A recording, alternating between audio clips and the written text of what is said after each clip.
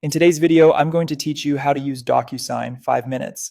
Whether you need to collect a signature or add your own, I'll walk you through sending a document and then signing it step by step so you can feel confident using Docusign right away. Let's start with sending a document for signature. Log into your Docusign account to reach the home dashboard. From there, choose Start, then select Send an envelope. This is where you upload the file you want signed. You can add a PDF, Word document, or image from your computer, and you can also pull files from your cloud storage.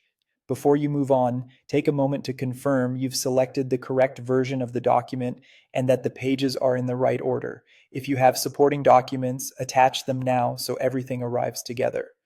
Next, add your recipients. Enter each person's name and email address. If more than one person needs the document, you can add multiple recipients in the same envelope. For each recipient, choose the appropriate action, like needs to sign if they must sign, or receives a copy if they just need to be notified.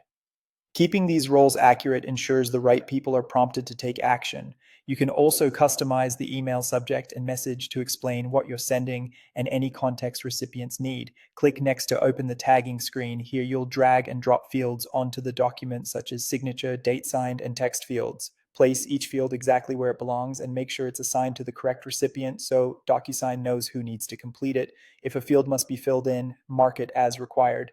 Use the alignment guides to keep everything neat and professional, and zoom in to double check placement on smaller lines. When you're satisfied, click Send. DocuSign will email your recipients, and you can track progress from your account's Sent section. Now let's switch to the signing experience. When you receive a DocuSign request, open the email and click Review Document.